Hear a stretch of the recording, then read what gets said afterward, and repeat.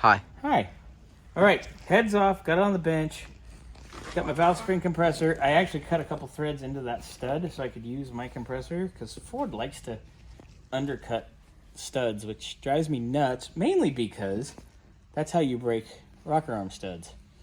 If you just made it all 3/8 and threaded it, it'd be a little bit stronger. But I'm not going to argue about nonsensical stuff. So, I got the spring down. I need to pop that with something. Hang on. There we go. I got the locks out. This is what I want to do. And now, usually, this is sitting on the bench. Now, the valve sits quite a bit up in the chamber. Notice how that valve did not move. That is the one that has been kissed. Kiss! So, spring is off. It actually looks okay, but if I'm getting this far, I'm putting valve springs in it, obviously. Valve springs get tired over time. Ooh, that valve seal's harder than a... What's a good analogy? Ron Jeremy on Viagra? Anyway. Everybody. Not me. Well, that's a you problem. So, I'm gonna pull my compressor off real quick. Yes, I did cut some threads into it so I can actually use it, which is fine. Xander watched how to do that with a socket too. He learned the force. So, that should come out. Like, it should fall out. It obviously is. Look at that. You can see that's bent. See that? Oh, yeah.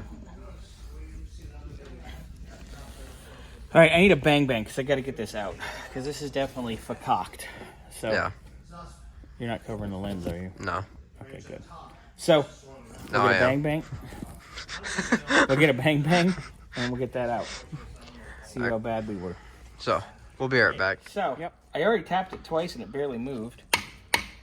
But that should just, you touch that gently, it should just launch out.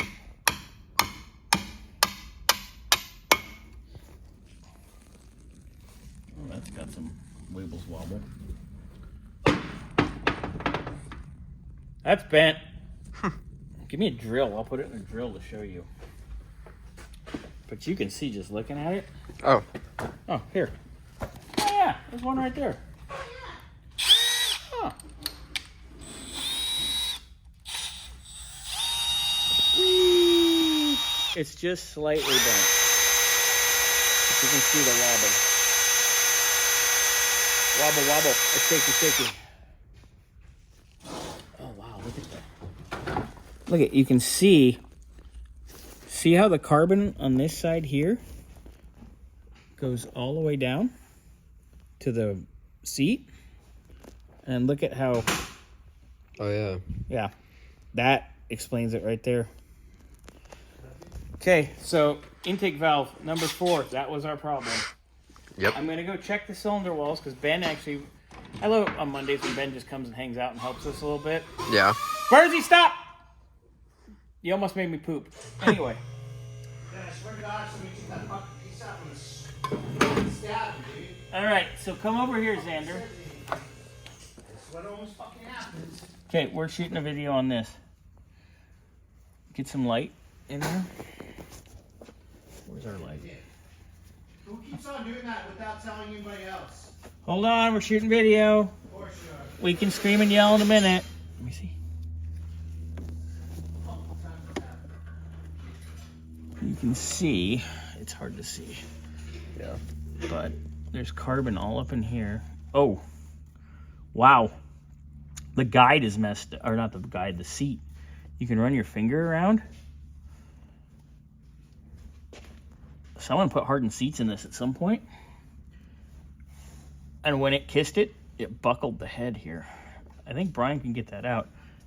But see if you can shoot from the bottom. See if you can see. Oh yeah, there.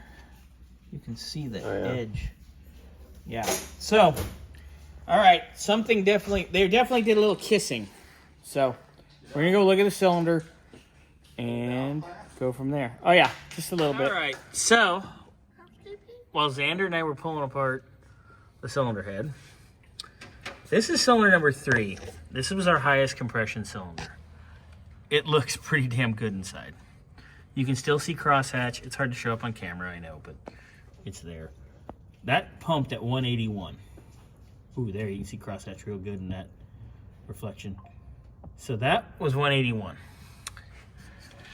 This is our cylinder that was not happy, that made a little smooch with our valve, which luckily it didn't completely break the valve, but it's definitely hurt it.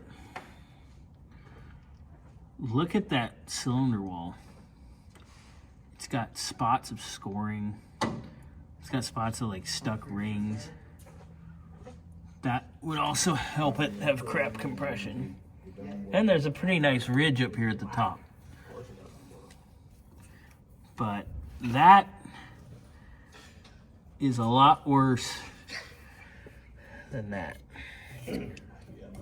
So I think our next step, unfortunately, is going to be we either pull this head in here, which it doesn't really matter at this point because it's all got to be torn down. And that side was pretty equal between 153 and 192, which isn't horrible, but it's not great either.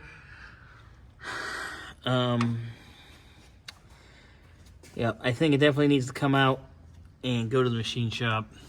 We might get lucky and be able to use these pistons and just hone it and re-ring it if you want to save some money, but that gamble doesn't offset much with the savings. I mean, we don't like to be the bearer of bad news, but that definitely had a time where it went smooch, which explains why the push rod looked like a Z. Away we go.